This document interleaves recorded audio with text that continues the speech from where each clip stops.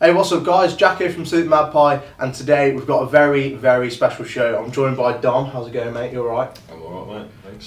Good. We're doing a download review, and the thing is, I went to download Donington, and Dom here went to download Paris. I think it's the second year that it's been running now, isn't it? Yeah, the second year that Paris has actually had a download festival, and I believe this year they actually did their first one in Madrid as well. Oh yeah, I think that is I think it's a couple of weeks away, isn't it? But who's headlining at Paris? So on Friday we had Linkin Park, Saturday System of a Down, and Sunday we had Green Day. Yeah, and there's quite a few bands that played both Donington and Paris, which is why it was quite good to have this going on, and then at the same time what was going on in Paris and what's going on in Download in Donington as well. Just trying to get the overall picture and see which festival kind of fared better. So without further ado, let's kick off with the first bands of the weekend. So kicking things off, System of a Down. They played both Donington and Paris. What were your thoughts, opinions, impressions? So System, cracking band, never seen them before. Obviously music we all grew up listening to. I'd say the show was maybe a bit lax. Like, it was obviously song after song after song that we all know and love. Apart from that, it was just an enjoyable atmosphere in the crowd, really. Great set list, poor performance, I would say. They just, Serge and Darren just didn't look interested. I forget the name of the bass player, but he was just going for it. He wanted to be there. Yeah. Serge and Darren, the drummer's like militant anyway, isn't he? He's just there and he's just going for it. But yeah, Serge and Darren just really didn't want to be there. Serge especially, he wasn't putting everything into his vocal performance, I didn't think. He was just there, going through the songs, and that was it. It was like a 30-song set list, playing loads of stuff from earlier albums, from like Still This Album, and playing songs like Mr. Jack, and kicking things off with the likes of Sweet Pea, Pornography, Aerials. Just a great set list, but just really, really lackluster. Like a 6 or 7 out of 10 for me. Like, most of the atmosphere, like I said, was in the crowd. It wasn't on stage. That's the thing, because the songs are there and people were going nuts for them. People wanted to hear them, but... And as well, I think it's worth saying that in Paris especially, lots of people rocked up just for the Saturday and camped overnight. Obviously just to see System, because then we saw the same set of people leaving again on Sunday morning. So it was like a one-trick pony kind of thing. Oh, right. Well, that's quite interesting. Yeah. But I really enjoyed the songs, but again, I just really didn't feel that energy coming from the band and the production as well. You'd expect quite big production. They just had a big screen at the back. I don't know if it's the same for Paris. Yeah, I know. It's just playing the same flashing images of essentially just mugshots of people. Which or like little, obviously suited. It was like little GIFs, if you know what I mean. Like, it was kind of just rolling images. That sort of went along with the song, I guess. But the bass player is the only one that explored the stage. Is the only one that went. They had I don't know what you call it, like a bridge around the back of the drum set where they went up there, and he was the only one that went around there. And they had the sort of Axl Rose ramp that goes out into the crowd sort of thing. They had that. No one went on there. I think Serge went out there for one song, but yeah. If memory serves me right, Serge actually stood in the same spot for the entire show. I think they're just one of those bands that can get away with it though, just because of the back catalogue, like you say. And they've got such... Yeah, and people love them, don't they? So, they've got a name for themselves, so they can get away with it. So. But when you see videos of older shows and that sort of thing, it's like, where has that band gone? Yeah. Where has that band gone? And I heard that last time they played in 2011 in Download at Donington, they didn't do well then either.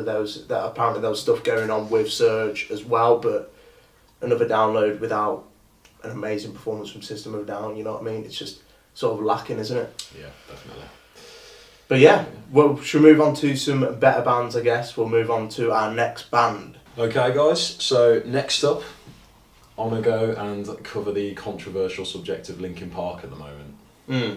I can see why you go controversial, because the One More Light album is out now. The quite popular mainstream... have a lot of things to say about it. Yes, they certainly do.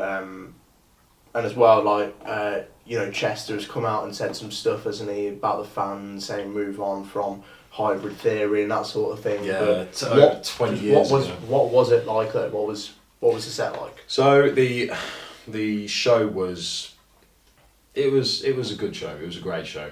I go as far to say. They opened up with new material off One More Light, moving on to Hybrid Theory, Meteora, obviously the old school tracks that we all know and love. We all grew up listening to them again, like similar to System sort of thing. But yeah, what does the new material sound like in a live environment though? So in the live environment, I want to touch on this because the fans are obviously saying that the latest album is too poppy. Now, obviously, this band is into the 40s now. They've been around the block. Yeah. So you can't expect them not to change at the same time. However, I do want to say, if you ever do get the chance to go and see them, because especially the new material doesn't sound poppy as opposed to if you were listening to it on various different media platforms, on the record, on Spotify, the studio version. If you go and see it live, you will get a totally different experience. At least that's what I got from it.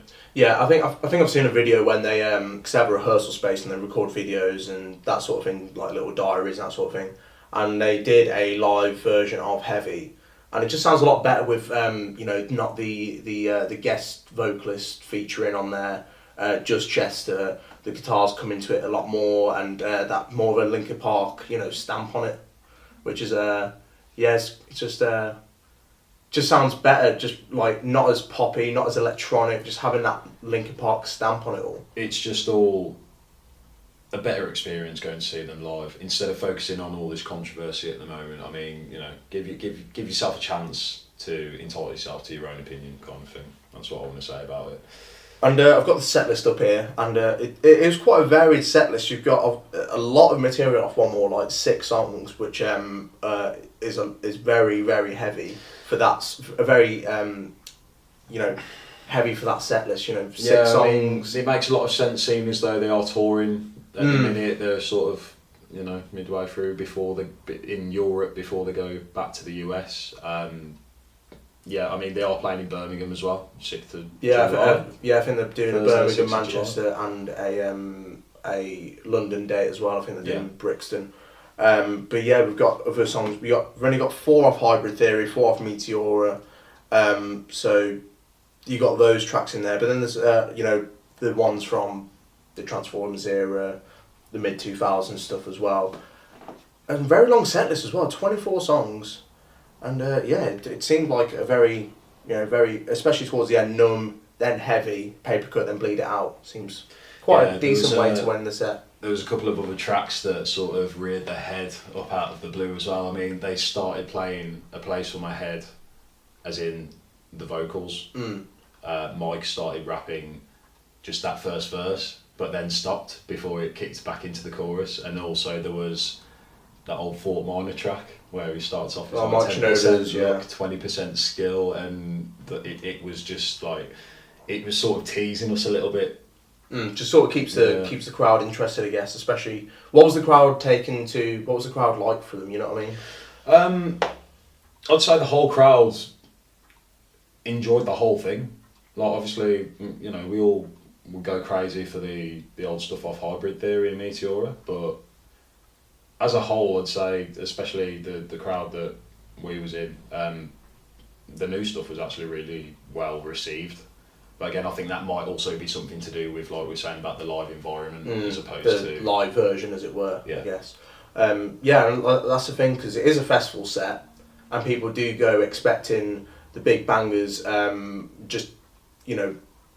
maybe a few new tracks if it's not that well received, that sort of thing. I mean, when we saw them, and the only time that I've seen them was down at 2014, they played Hybrid Theory in full, and then basically Meteora, and then just a few more singles off their back catalogue, and that was like the perfect festival set in my opinion. Yeah. 45 minutes of Hybrid Theory, half an hour of Meteora, and then the rest of the singles to top it all off. Yeah, I mean, you've got to go into these situations with an open mind, haven't you? It's like, At least in my mind, a festival's always been about going and listening to the songs that you've known for years.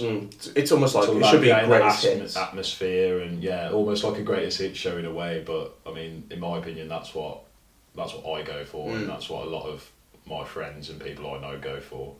You sing like the anthems that and it's also like it's that accessibility. Like someone on the street is definitely gonna know Numb or something like that, aren't they? So it's those sort of songs and playing and building a set around that, isn't it? But no, sounds like Linkin Park went down pretty well. But I think we should move on to our next band. So kicking things back to Donington, we've got the Saturday main stage headliner Biffy Clyro.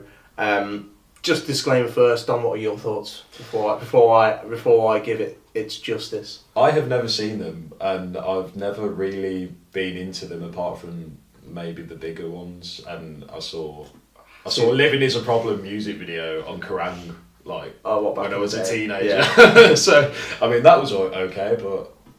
So I think this is all you, to be honest. Well, Biffy Clyro, like, seriously, they're one of the best big British bands around at the moment, I think. I saw them for the first time at Reading 2013 when Opposites came out. They headlined, that was like one of their first big main stage headline sets. I think they did Tea in the Park before that. That was a fantastic set, probably the best set I've ever seen live, especially at a festival. And then I've seen them on a headliner recently on the Ellipsis tour. And then now I've seen them again at Donington, which definitely I think they're better suited towards a festival set, and they bring huge production, like the best production of the weekend. Because I saw System, Biffy, and I caught the first like half an hour of Aerosmith, and they definitely had the best production of them all. It was like the Ellipsis Squares, and they opened with Walls of Winter, which is a huge song, has a huge chorus, and has that sort of that classic Biffy sort of opening quite Living Is a Problem-esque kind of intro. Then Walls of Winter into Living Is a Problem, which was, a new song into a classic favourite. Sounds Like Balloons, Biblical. That's the only criticism that I had of this set, is that songs like Biblical and those sort of radio rock friendly songs maybe didn't fit in with the vibe of the festival, but at the same time, like, those songs are huge, they're well written, they're great, I think. It's like you said about the whole accessibility of it, isn't it? Like someone on the street, like we said, is going to know one of these rock friendly radio It's just whether songs. A download crowd listens to that Radio 1 or whether they're more Planet Rock, if you know what I mean. Like, they prefer to listen to someone like Sabaton than fucking Biffy Clyro. But no, the set list was great. 21 songs. It was about a 2-hour set. Thrown in some older songs as well, from Infinity Land and Black and Sky. There's No Such Thing as a Jaggy Snake, and then 57 as well from Black and Sky. Only 5 songs from Ellipsis, 6 songs from Only Revolution. So it was more geared towards, as we were talking about for Linkin Park, that more of that greatest hit sort of vibe. I just thought it was great. They sounded great, and the thing is, completely opposite to System of a Down. They wanted to be there. They've been a download for 10 years. They've been playing on the smaller stages, working their way up. I mean, I think the last time they played was it 2012, subbing for Metallica or someone like that. Some kind. I think it was subbing for Metallica, but I can't remember what year. And they've been around, and people are giving them shit for not being a metal band and not being this kind of band or that kind of band. Biffy have been there. They've worked their way up, and they're well and truly part of the scene. They're one of the bands that work their way up. Really love those, your Sabbaths and that sort of thing. They love those bands, and they bring such inspiration from those bands. And it seems like Download just don't accept them as one of their own, which is really, really, it's just really confusing for me, because they're a progressive yet have that alt rock sound to them, and certain songs there's snippets of like death metal in it. Like, I'm not even kidding. If you listen to Herrick's on the new album, there's a bit at the end of the chorus that is like, it's death metal. It's like blast beats and that sort of thing. Download don't want them. And just one more thing. They said that I've heard a lot of things. We were pretty close to the front, and it's probably the closest I've ever got for a main stage headliner at any festival, which is kind of telling because apparently the crowd wasn't that big, and Rob Zombie were on at the same time, and that was apparently packed to the rafters. Download Festival, I don't think they won Biffy Clyro, which is one of the most saddest injustices I've ever seen in music, I think. I think Download Festival is my favourite out of all of them. It's my go-to.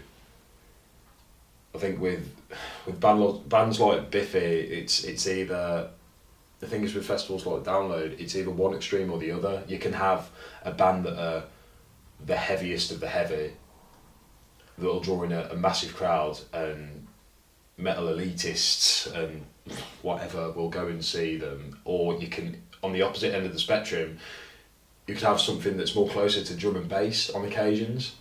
I mean, Chase Status played before. Chase and Status have played before. Mode Step as well. Mode Step, yeah. I mean, and you'll still get the same crowd go and see them just as much. I think.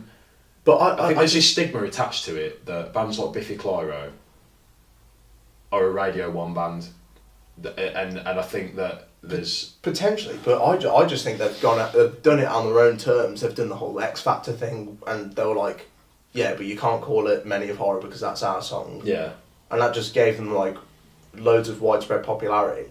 But what I was going to say is that you've got bands like at Paris, Green Day, Blink. These bands are playing there. Yeah. Biffy played Paris last year, of course. But it seems like I want the festival to move in that direction because we're running out of the older. I mean, Aerosmith are gone now. I mean, System, how long are they going to be around for? Sabbath are gone, etc., etc. So you need to open it up or promote your younger bands.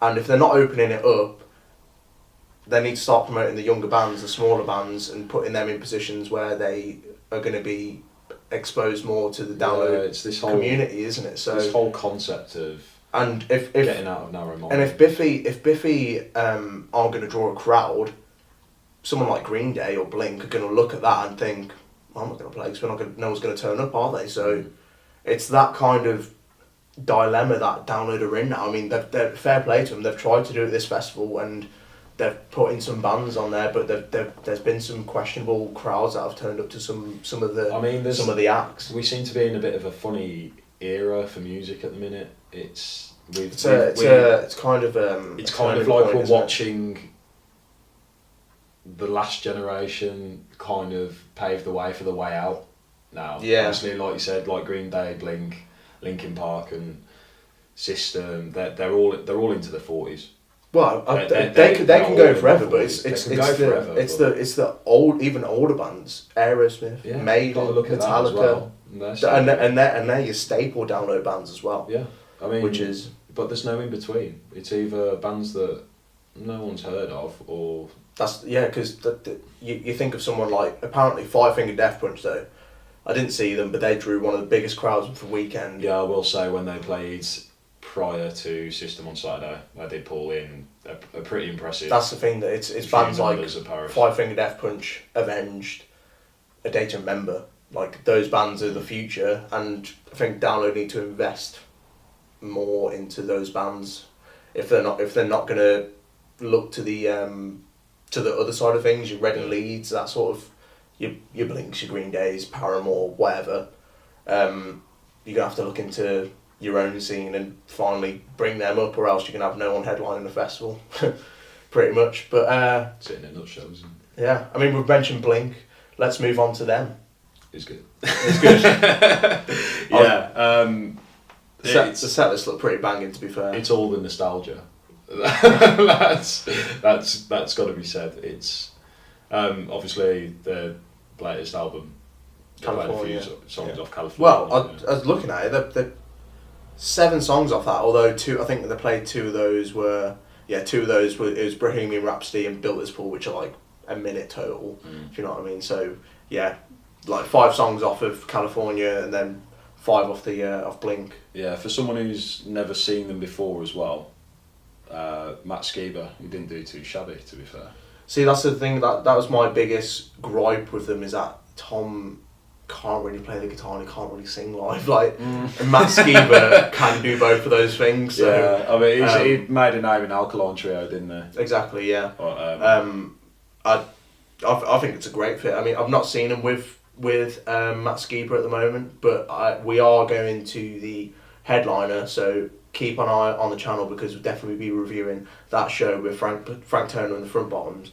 But yeah, the set list did look pretty banging. 20 odd songs, kicking it off with Feeling This and then The Rock Show, which is just like two absolute anthems really for Blink. Yeah, what were your highlights for it? So I'd say the most memorable parts of the show were, just like you said, the old tunes. I mean, that was it. To be fair, the show, I will say, in terms of performance, showmanship kind of thing, I mean, it was a very similar case to one or two of the other bands we've been talking about. You could say it was a bit lackluster. I mean, which is kind of annoying because when I've seen Blink, Travis always goes for it, and if you're bored during their set, just watch him and you'll be entertained. Yeah, that's what I'm saying. I mean, he did hit up a drum solo in it as well, so I mean, that excited it a bit. Yeah, and Mark, Travis, like you Mark say, is usually very, energetic and that sort of thing. Yeah, I mean, it was kind of like half and half sort of stuff. And the stuff that I've seen from Matt does seem a bit more reserved, but I don't know whether that's like a case of just him being him or whether it's sort of that kind of like he's just there to sort of fill in. He definitely was focusing on the performance more than anything, I would say. Right. But to be honest with you, he absolutely nailed it. I mean, some people might argue again, like, oh, it's not Tom and the original lineup made the whole thing, but things change, life goes on, sort of thing. Yeah, they've lost no. They've lost no rep basically. Like, everyone still obviously loves, even Bored to Death. I mean, that's one of their latest Bored to songs. Death is a great song, I think. Yeah. It's touched on everyone really well, and everyone's really received it to a good extent, to which words are being sang word for word as the song's being played. So yeah, that's great, and that's the thing, because you say they haven't lost any rep, but I would say they've gained some rep because they have built up a bit of a case for themselves for not being the best live band with Tom being in the band. Yeah. But maybe with Matt being there, he does actually give them a bit more of an edge, a bit more that clinical sort of side to their performance rather than just being a bit Tom just like messing a around, fully fledged musician filling in that gap. Yeah, as opposed to just maybe someone who's there just for the hell of it. I mean, it was a great show though. Yeah, and of course they subbed for Linkin Park as well, which I thought was a weird booking as well. Yeah, I mean, it seemed everyone going. I would have thought it would have been perfect for Green Day.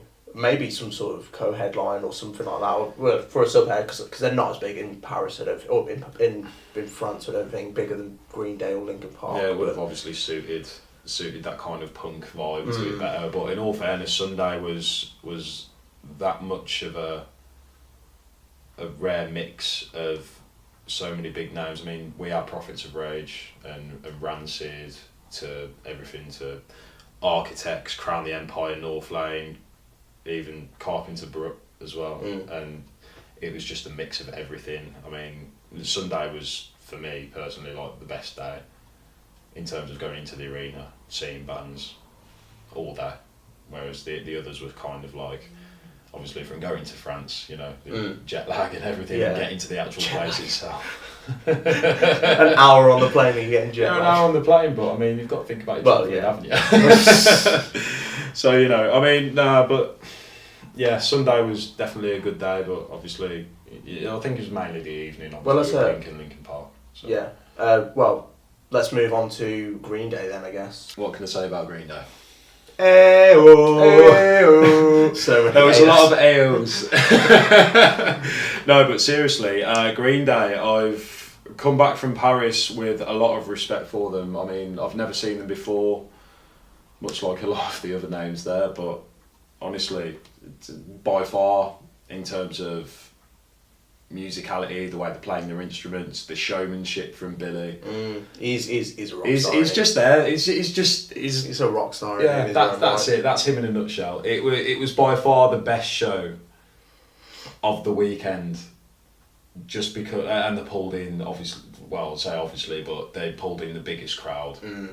The biggest crowd. Last band of the weekend as well. Yeah, imagine 2.5 hour set. They can fill it, I guess.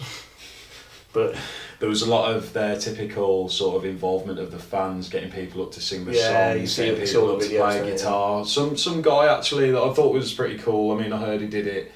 I think they played like Pink Pop Festival in the Netherlands as well.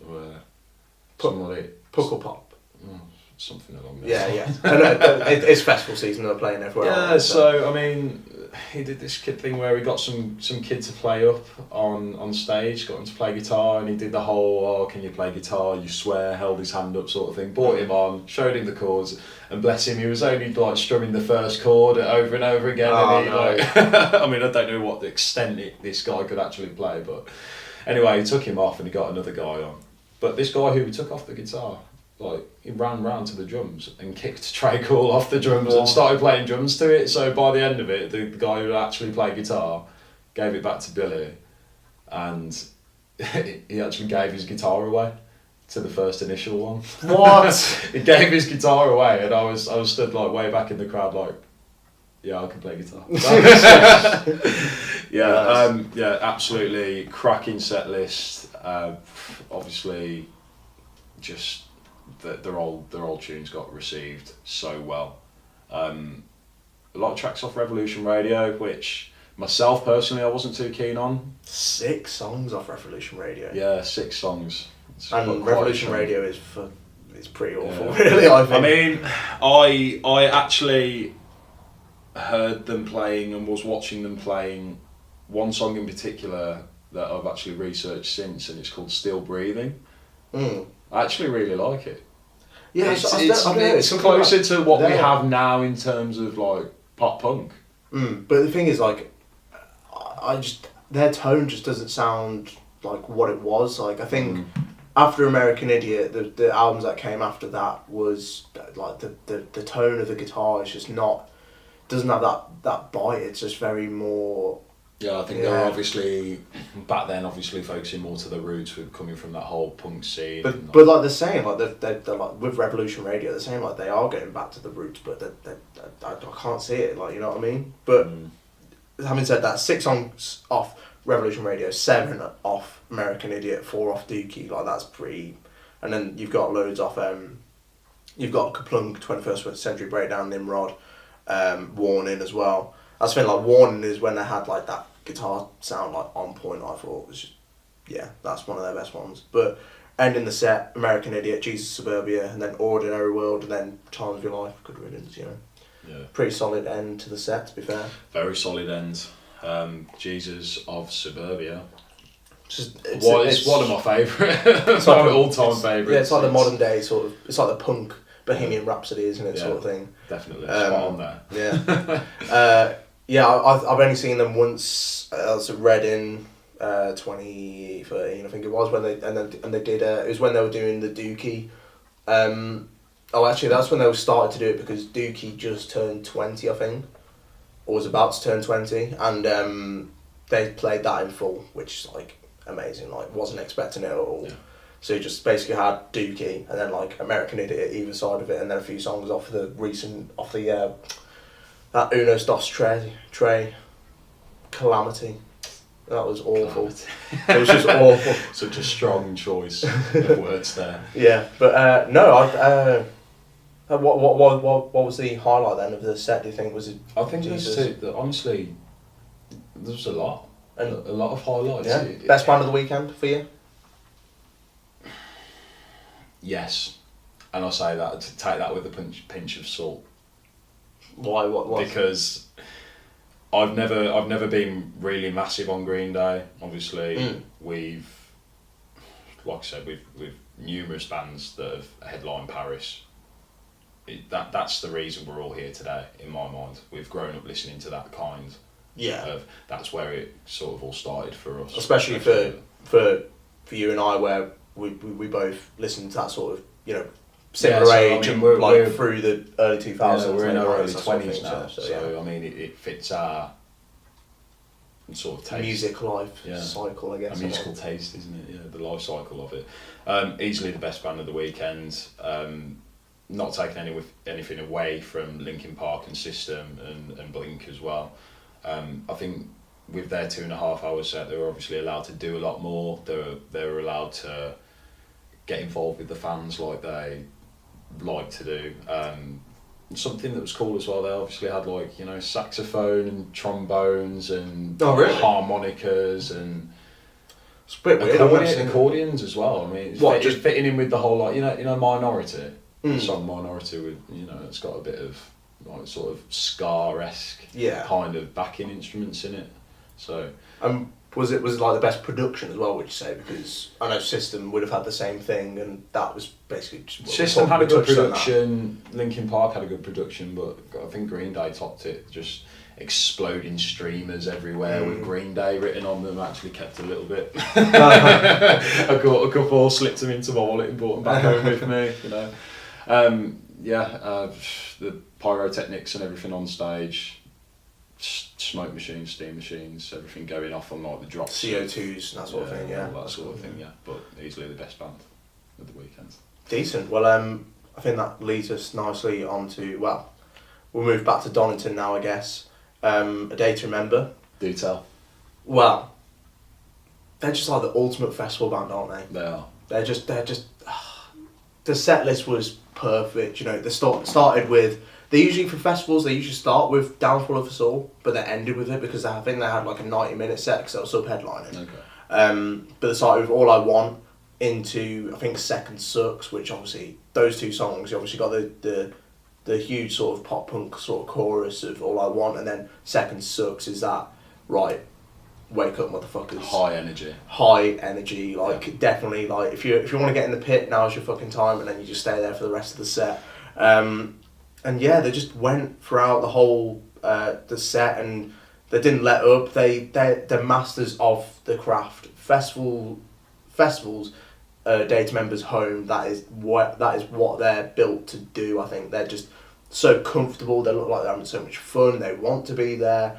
They're doing t-shirt cannons, CO2 cannons, huge fireworks at the end on the stage. Even throwing loads of toilet roll out into the crowd, and then it's just like the basically a Day to Remember TP download sort of thing. So it's just super fun.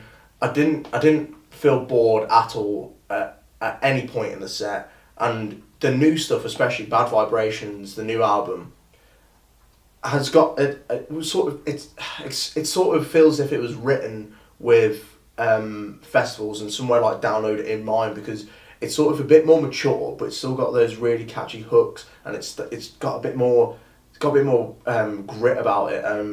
You know, songs like Bullfight and Paranoia, like that hardcore feel to Paranoia. And then again, going over to the other side of things, We Got This, which is a huge sing-along song. And then, of course, If It Means a Lot to You, Have Faith in Me, just huge choruses and huge songs that the whole crowd gets behind. Various videos on YouTube of that If It Means a Lot to You in the middle of the crowd, where I think actually caught you as well. I'm actually in that video. I saw you in that video. I'm in that video, yes. It's nice to see 2 minutes 32. Tag yourself.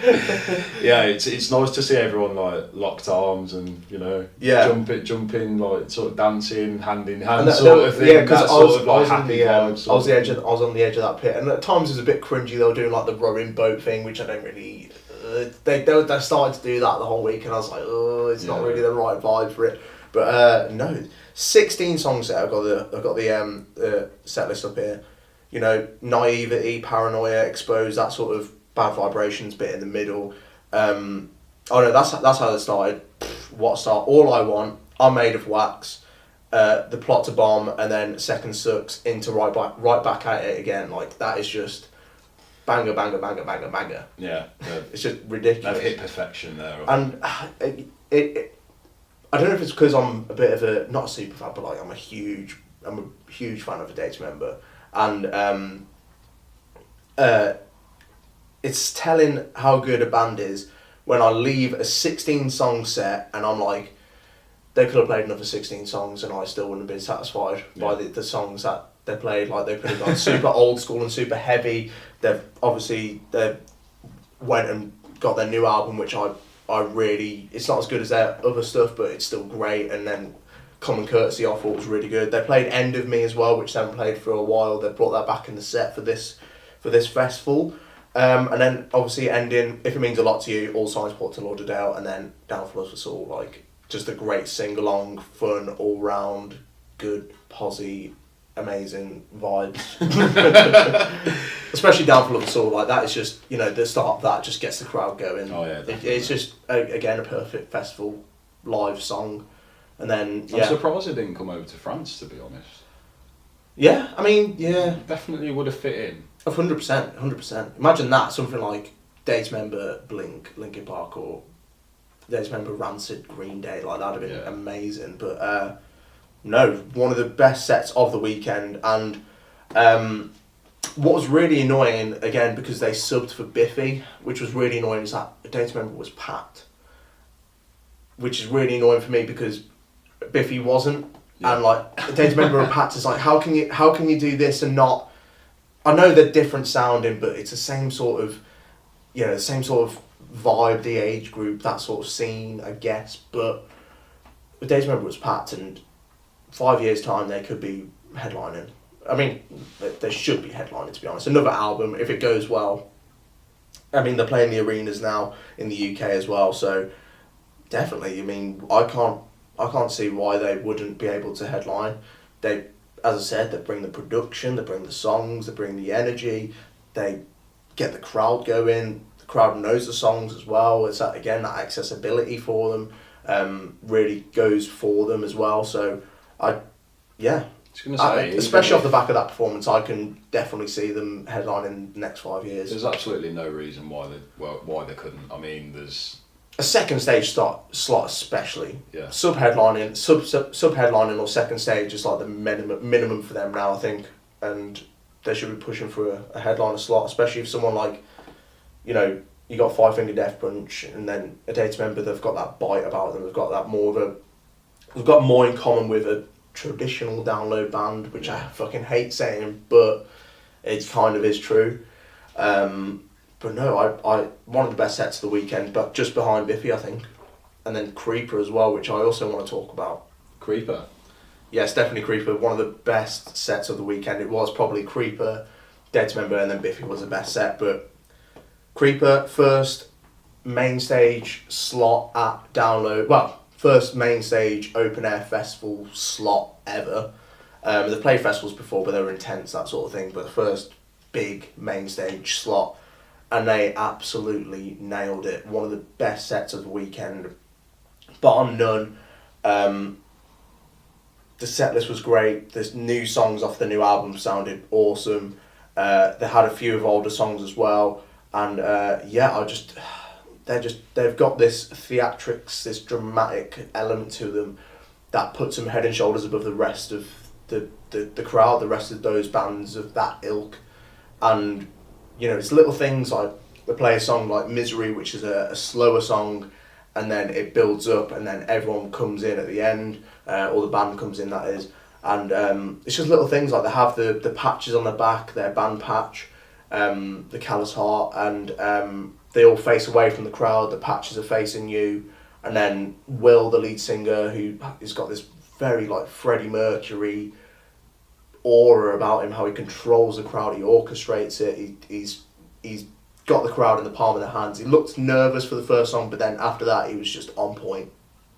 And as I was saying, when the band starts to come in, it's whoever, you know, the bass just plucks a note and turns round, and then the guitarist and the drummer lifts his head up, and then it's those little things that really elevate a band's set. It's a bit of choreography doesn't go amiss in a show. It doesn't, and it's that level of understanding that they have for that craft that really just adds so much to their band and adds so much to their overall, you know, set and their aura and how they hold themselves as a band. They're not just this snotty punk band that's been stuck on early just to fill the slot. You know what I mean? They're there to put on a show, and even that, how much it means to them when they're chatting about how they've been at Download and they love the Sabbath and they love they've been there before. They are one of you, like they were saying, like, we are one of you. We know what it's like to be down there watching bands, and we're so pleased and so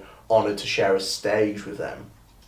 And that you really felt that come across, and they were just so humble to be there, and they just put on a fucking great show. And for second on the main stage on a Saturday, when people hungover, whatever, and they put on a show like that, it was a 7 or 8 song set, and they just nailed it. And they came out onto the Will came out onto the Axl Rose amp, as it were, and getting involved with the crowd and really just showing that passion, that that want to be there. And it's like someone like System could take a leaf out of their book, definitely.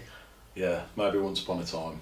Yeah, and then the only thing I wanted to say as well was they said they weren't going to end with "I Choose to Live," which is this Queen-esque song. It's that huge, and they gave. I imagine it happened in Paris as well, but there was a lot of political and talk of terrorism and that sort of thing, and Will nailed it and was like, we've got a lot of choices in this life. We've got a choice to be scared, we've got a choice to run, we've got a choice to do this, but we need to live, and I choose to live. And that's how they went into that song, and it's just so fitting. And so that he could have been on the verge of tears, like the way he was talking. Yeah. Like it was a very special set, and I think they are destined for big things. And I said it in our preview as well, like this could be a crowning moment, and it's hard to hype those moments up before it happens, if you know what I mean. Like it's difficult to it's almost wrong to sort of say like this is going to be the moment, but it fucking was. Like it was just a great moment, a great set, and they even like bowed at the end and just meant so much to them. And yeah, just one of the best sets of the weekend, like on that Saturday. It's fantastic. It sounds like they were quite hard hitting. I didn't personally go and catch them at Paris. However, there was a lot of people. There's a fair few English people over there as well, to be honest. There's a lot of our guys from over here going along to see them. They're like, yeah, we really, really want to go and see Creeper. But the few people that we camped with never really heard of Creeper. Came down with me, watched the set. I was like, guys, we fucking need to see Creeper. Like, it's going to be amazing. And they were so impressed by them at the end. Yeah. It was just like watching them. They didn't know any of the words. They were just watching, taking it in, and it seemed like they really had a great time and just really enjoyed what they were doing. And it's not just this like intense aspect. They bring fun vibes. They bring big choruses and that sort of thing. And it really fitted the festival. And it really fitted the atmosphere.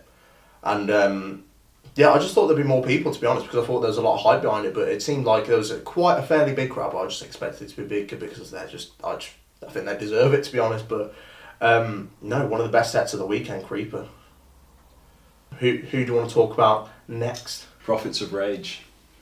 Well, I know this is personally, feel. I'm just going to put my view out there, and then because I didn't see it, but I'm just going to put my view out there on Prophets of Rage, and I'll just let you talk about the actual set. But I just don't really agree with the whole concept of it all. It's basically rage karaoke, and I don't really agree with that.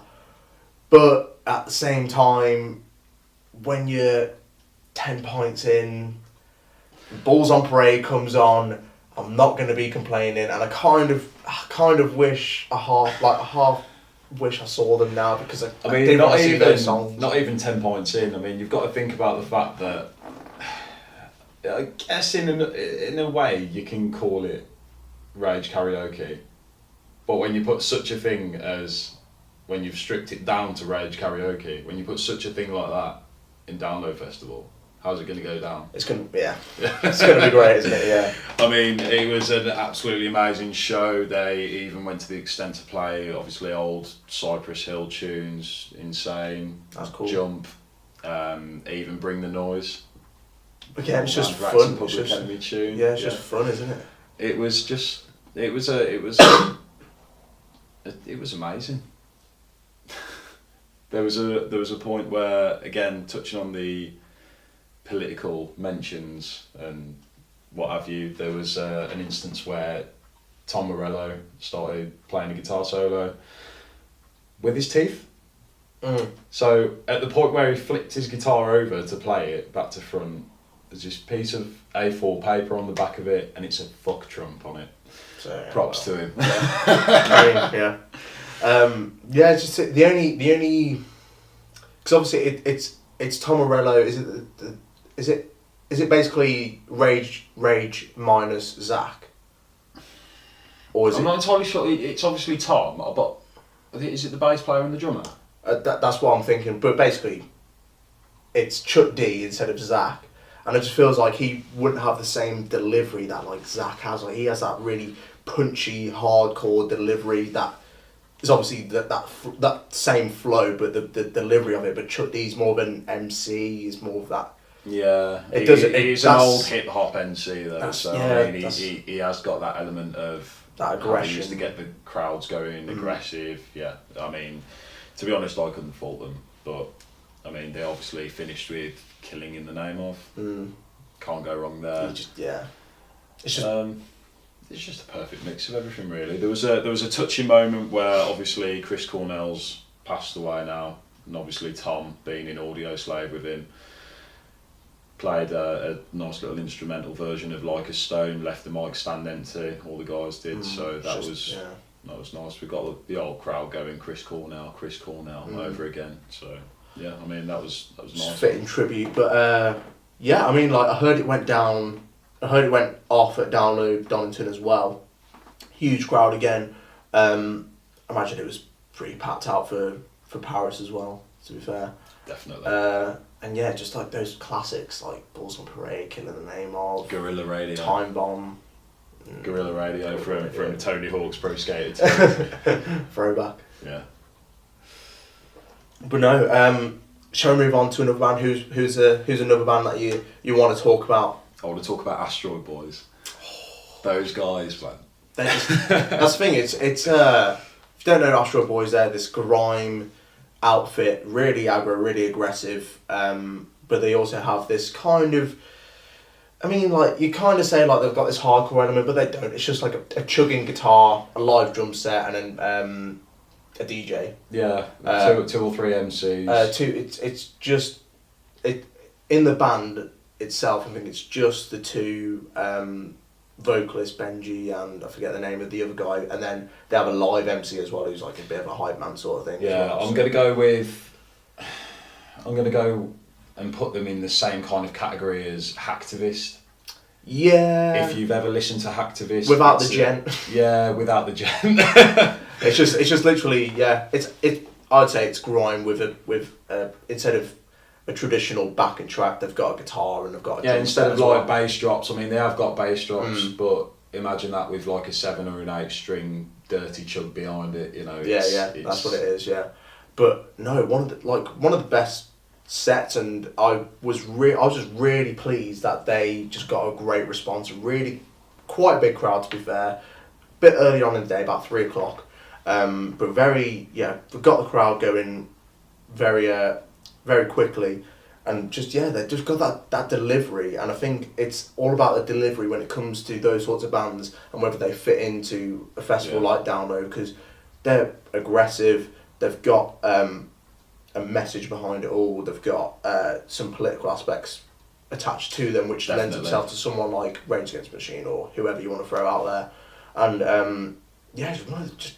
really, really fucking good. They're actually they're actually the first band to play on the Spitfire stage. Oh, really? In Paris. Was like the small outdoor one? The small outdoor stage, not in a tent or anything. Just at Download, they were like third, fourth band on the third stage, which is a tent, which it really helped. And then they brought out, forgot the name of the guy who featured on it, but We Know That You Don't Like the Foreigners song, which is obviously just so fitting at the moment. Everyone could just see what that is about. That's the one song that's stuck in my mind. Yeah. That I've come away from my entire trip over to France. I've left with that. We know you don't like the foreigners.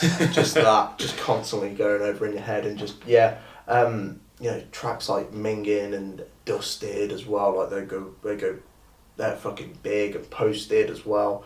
They're just great tracks, and again, they're gonna fit perfectly with the Enter Shikari tour, I think. Oh, definitely. Enter Shikari, Lowland Atlantis, but then Astroid Boys opening up for them. That's gonna be sick.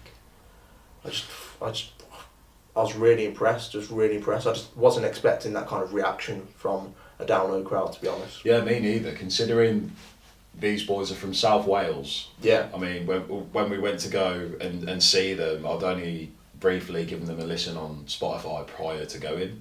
And I was like, okay, yeah, I'll go see these. So I walked up to the stage, saw obviously the Welsh Dragon on the backdrop, and I was shocked. Yeah. I was shocked. I really want to give a big shout out to Astroid Boys. Yeah, one of the sickest bands of the weekend. Considering the smaller stage as well, just on a smaller stage, and they're not even a bloody metal band, are they? They're not even a rock band, really, are they? They're just grime acts that are just killing it, really. And yeah, so shall we move into the? There's only one more band that I want to talk about, and that's Code Orange. If we can just quickly go over that. Yeah, they were there. They were in both festivals. Oh, were they there as well? Yeah, Code Orange were in Paris on the Warbird stage on Saturday. Did you catch them? As well? No.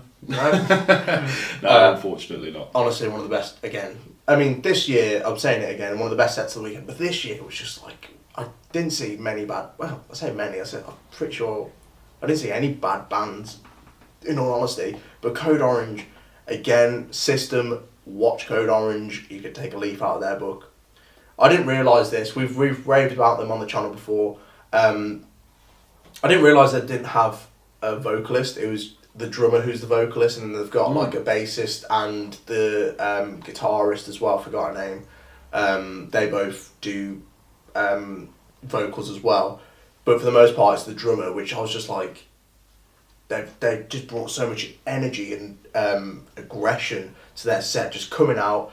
And it was quite funny because beforehand they were sound checking, it was them themselves, there weren't any roadies or anything, and they seem quite timid, I guess. You wouldn't really expect much, especially the guitarist, and then they come out and it's just like, fuck yeah, this is fucking download. This is Code motherfucking Orange. Like, wake the fuck up. You're at a gig, get involved. Like, they were just so energetic, and it was like chaos. It was on the stage, they were just moving around. The bassist was like looking as if he wanted to just punch you until you had no face left, like until you were just ears and just a pile of blood or something. Like, it was just keeping the high energy levels. Just ridiculous. And then the songs kicking off with Forever, which is the first song off the latest album, which is again heavy as fuck. The industrial sort of backing tracks that they have, the sort of stop start nature of some of their songs as well is just like, it's just brutal and just sort of catches you off guard and that sort of thing. And then going into later on in the set, Bleeding in the Blur, which is just an anthem. Like, it's just so huge. And for a band like that, if you've never seen Code Orange before, and then you saw all those songs up to Bleeding in the Blur, you would not expect that a band like that were capable of writing a song that good and that more accessible type of song, which is a bit more cleaner vocals, different vocalist, that sort of thing. And it was just, it's an incredible set, man. Like, they just killed it, and they brought the aggro and aggression and energy that someone like System of a Down should bring to a set. And sorry to keep referring back. I say you're hooked on it, aren't you? Yeah, I was just a bit annoyed. Like, a band like Code Orange aren't satisfied with playing that sort of stage and that sort of time slot, and you got someone like System who turn up and play the songs and just leave. And Code Orange deserve to be on a main stage and nothing less now from now on. I think they absolutely killed it, and the crowd were great, packed out tent, pits were going off, and yeah, I really enjoyed their set. So obviously we can give the old boys credit where they're due. Obviously, credit where they're due, but maybe these are the guys to look out for. People like Code Orange, Astroid Boys, young aggressive metal bands especially, and Astroid Boys you throw in there as like your sort of your curveball, your alternative to that, I guess. But yeah, Code Orange, one of the best sets of the weekend, I've got to say. So there's just a few more honourables from the weekend that I want to go with. So I want to start off with Architects. What were they like? They're incredible live. I've never seen them before, heard really? only good things. The only thing I'd say about that particular show in Paris was the sound sort of like, it was distortion everywhere. It was all a bit, you know when you go and see people play guitar and on the stage, like they've obviously got their gain turned up like to 11. It's just sometimes like a festival, especially like you're gonna catch a few bands and it's like, fuck. Yeah, the sound's ever gonna fucked be on this one. Spot on, but yeah, Architects put on a wicked show. They did a lot of, well, I should say a couple of political mentions again, stuff that's going on in the world at the moment. It's quite nice though. Absolutely cracking. Who else did I see? Saw Basement and Moose Blood. They were really good. Got a big crowd. Basement are sounding really good. They're going on to bigger and better things. Moose Blood, obviously, with their new drummer, also sounded good. Very, I've seen them so many times as well. Like that's the thing. It was a very cut and paste sort of set. It was good, and it worked for them, and it got the crowd going. But yeah, pretty good. Anyone else you'd like to mention from France? I want to go with Touche Amore. Oh, I missed them. I did miss them. Only just really found out about them prior to Paris. I mean, Stage 4 is a great album. You listened to that from last year? Maybe. Yeah, it's one of the big album from them. And the show was great. High energy. The vocalist did an absolutely amazing job of keeping the crowd going, and considering they played on the Warbird stage in a tent as well, they pulled in quite a large crowd. There was one point where people were actually like struggling to get into it. Yeah, the back two like entrances to the tent sort of thing. So yeah, and the last one, I actually want to go with Rise of the North Star. Gotta be honest, not really heard of them. So yeah, neither did I. But one of those. A bunch of absolute mental cases from Paris, just in this hardcore band that you couldn't get enough of watching it. It was heavy. It was like there was a lot of like. Was it like an early set on a stage? Or was it? It was. They actually played the main stage 2 before Architects, so they were just after Tesseract. Yeah. Oh, so quite a sizable band then. Yeah, definitely. Obviously, being in France, with them being from Paris as well, they pulled in a very large crowd, but.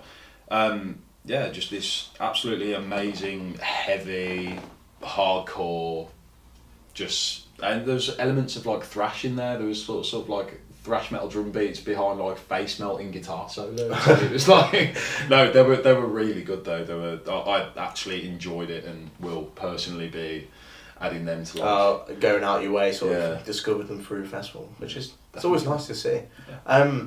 Yeah. I just wanted to give a quick shout out to the headliners on the Sunday, which were Aerosmith and Dillinger. Aerosmith, it's not my thing, man. I know the big songs, but I saw like half an hour. It was pretty good. Loving an Elevator, that's pretty good. It's a good song, but apart from that, they're a bit old. Golden oldies, yeah. And then Dillinger as well, who are fucking mental, mate. They're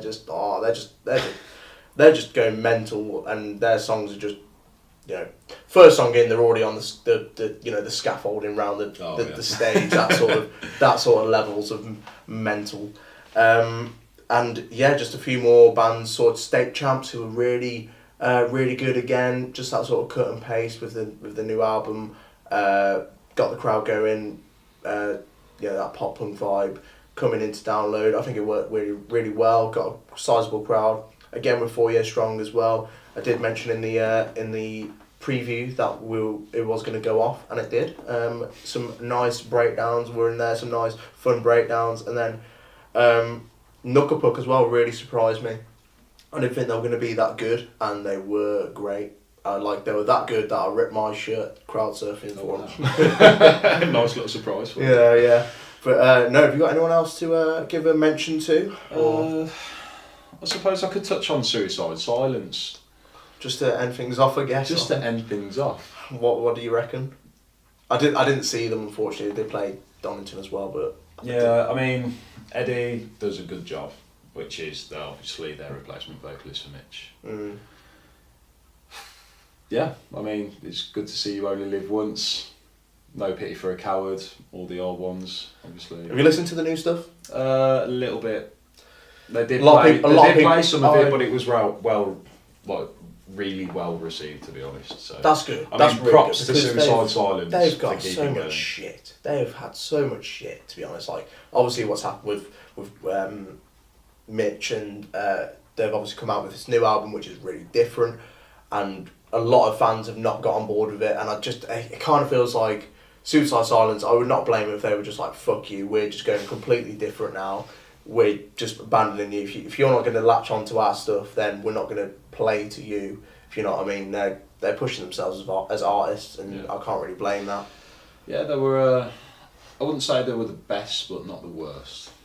Yeah. Ambivalent, sort of in the middle, but yeah. Yeah, and then the other bands that I saw, North Lane, pretty solid. First band on at the festival, not the best in terms of sound, but someone's going to fall victim to it at some point. And then I saw Trash Boat, who were really energetic and really good as well. That pop punk again coming into it. The 100, who fucking came out in Hawaiian shirts, and the lead singer was wearing a peach t-shirt and a peach coloured shorts. Okay. And just came out, and we were just like, let's have some fun, Download, and they just brought some really fun vibes, like that sort of grime meets electronic meets hardcore vibe, and yeah, just really fun. And then they got these, for the latest video that they released called Monster, they had these two masks that were sort of centered around, the video was centered around that, and they got two guys who were wearing the masks who were just coming out and just literally like putting their arms out and just going like that, just getting the crowd going like that, and then just nodding their heads, that sort of thing. It was a bit weird, but yeah, it worked for them. And that's pretty much it who I saw. If you've got nothing else to say, I guess we'll just round this whole discussion off. No? You got anything else to add? Nicht. So that's been it. That's been our review of Download 2017 in both Donington and Paris. Just want to thank Dom for coming on. Hopefully we get you involved in some more videos in the future. It's been a pleasure. Look forward to it. And be sure to drop a comment down below if you were at any of the downloads. Make sure you tell us who you saw, who were the best bands, that sort of thing. Make sure you're giving this video a like as well, it always helps us out. And giving us a subscribe as well, we really appreciate it if you do that. Also, don't forget to check out our social media, all the links will be in the description for that. Facebook, Twitter and Instagram, we're always uploading on there. So make sure you go over there and give us a like as well. I've been Jack. I've been Dom. And we'll see you next time.